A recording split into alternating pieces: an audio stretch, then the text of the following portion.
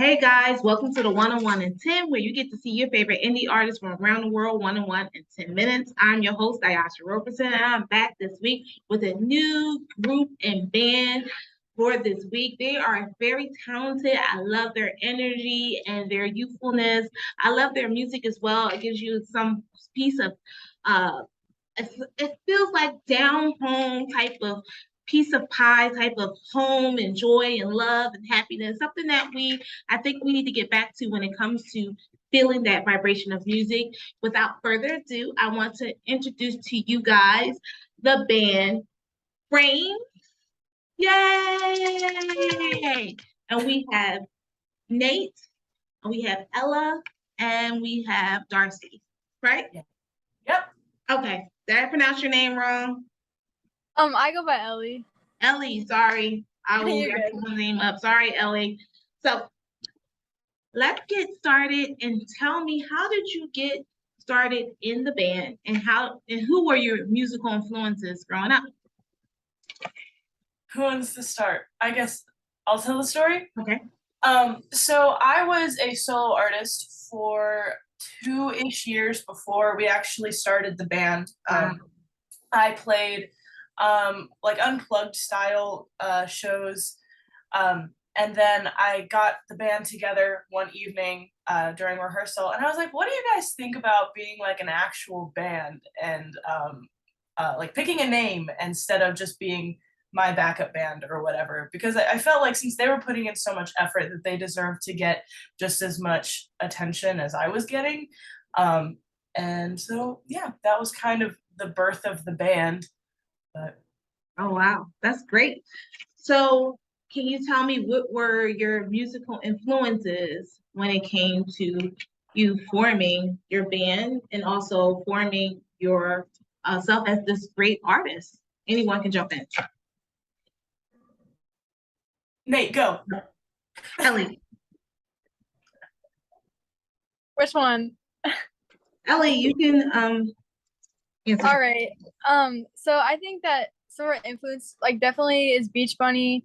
I think we like to, or like Peach Pit, especially because our last song is definitely based on Peach Pit. But yeah, we try to like get influenced by those bands. So yeah, I mean, when I listen to your music, it makes me feel like 80, 90-ish type of music, but you have this new flavor to it that makes it very relevant to now. But I could definitely feel the influences when I hear your music. And it just gives me that, 80s, 90s vibe as well. So can you guys tell me what has been your struggle? I think we lost Nate, but he'll be back. What have you got? What have what have been you guys struggle or as artists, as a band? I think a big part of being a young band is that people kind of go into like your business experiences or like your business meetings, and they just assume that you don't really know what you're talking about, right? Especially dealing with an industry like the music industry, a lot of it is very serious. It's very cutthroat, and there's a lot of people who don't have time to deal with people who don't know what they're talking about. So I feel like we've gotten kind of brushed aside a few times for that reason. But in that same vein, there have been tons of people who do like us because we are so young. I mean, our youngest member is 16 years old. So I think there's people that like us for that reason and people that don't really like us for that reason. So it's just a matter of finding a nice blend between both of those groups where they'll take us seriously, but also still remember that we are pretty young. I love that. I love the fact that you're very confident and you know who you are as a person, because I think a lot of times when you're a young person and you're in the industry and you're a newbie on the block, people just kind of say, you don't know what you're talking about. You don't know anything. But you have this confidence in, like, yeah, I do know what I'm talking about. And I do know some things about the industry. And that to me says that allows people not to take advantage of you or, misuse you or treat you or try to trick you up, because people in the industry can be a little grimy and they can be do things that is, not in your best interest, but it's good that you have the confidence, you have the good self-esteem, and you know what you know about your music and in the business as well, which is refreshing to hear. And I think other young people need to hear that because a lot of times they get into the industry, they don't think that they have a voice, and they do.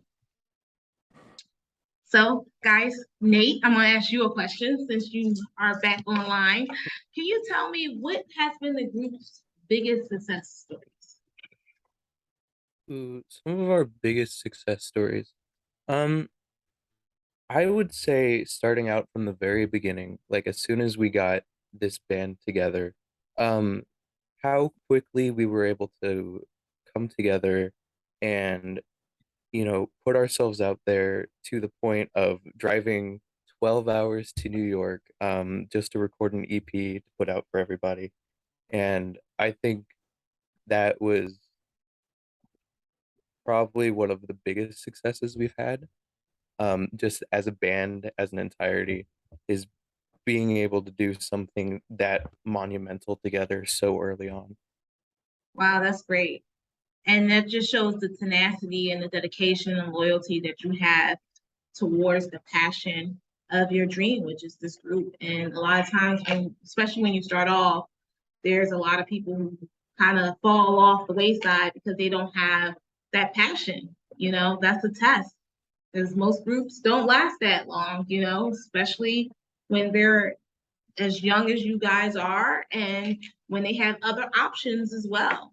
So it's good that this situation was able to bring you guys together, mold you guys together as a group, and also bring your passions and love for what y'all really love, which is the music. Now let's talk about the music. Your song Peach Pit, I love that song so much. I play it on Spotify in my house. I know people are like, oh my gosh, who is these young kids singing? But I just love it. It has this like really 80s vibe to me. And I have to have like some almost like some Breakfast with Tiffany's when I'm like, I don't know if you ever seen the movie Breakfast with Tiffany, but it gives me that feel. So on Sunday mornings, I'm jamming to that song and making my breakfast. So how did you come up with the concept to the song, and who was the writer, and who also is lead as well? Because I can't tell who's lead and who's not lead. Sure. So I was the one who wrote that song. I had just gotten out of a relationship, which is like that's how they all start. But I had just gotten out of a relationship. I had bought concert tickets for my boyfriend at the time. I bought concert tickets for him to go see Peach Pit, and I was going to give them to him on his birthday. But he broke up with me before his birthday, and so I was sitting in my room and I was trying to figure out what I was going to do with these concert tickets, because I didn't want to go to the concert by myself, but I also didn't want to like miss out on seeing one of my favorite bands. So I had this the whole "can't listen to Peach Pit makes me sick" that hook running through my head for such a long time, and then after I had finally sat on the fact that I had been dumped, I I was like, I'm ready to write a song about this. And in about 10 minutes, I had written the whole thing top to bottom. Wow. And I sent it over to our producer. His name is Wyatt Boyer. He's super talented. And he got us into the studio really fast. And we just kind of vomited out all of these parts, and built it from the ground up. And he added so many elements that we had not really we hadn't really implemented before, and I think he really made the song what it is. That's great. I love it. So tell me where other people can purchase your music. We have some upcoming shows coming up, performances, and tell me what other music you have coming out for the rest of the year as well. So does someone else want to take this, or do you want me to take it? Anyone? Me?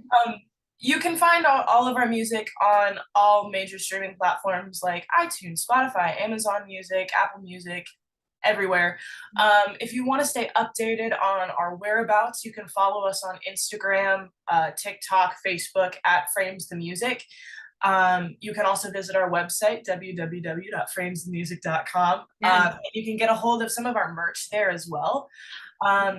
Our plan is to build up a little mini tour this coming fall. Dates haven't been set in stone yet for that, but again, just stay updated by following us on all of our social medias. And yeah, I don't think I'm missing. I'm excited for you guys because I'm looking forward to the little mini tour. Hopefully it'll be somewhere. I'm in New Jersey, but if it's in New York City, which is not that far from me, I'll definitely come out and support.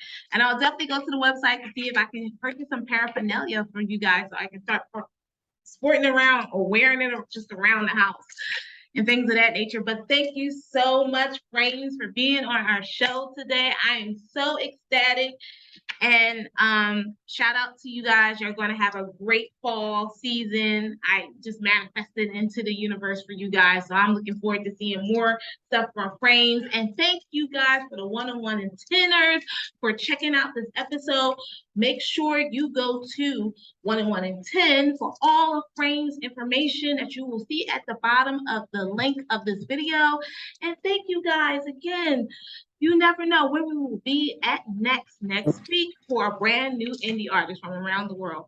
Thank you, Darcy. Thank you, Ellie. And thank you, Nate, again. And have a great week. Continue to stay blessed and continue to shine bright, guys. Take care.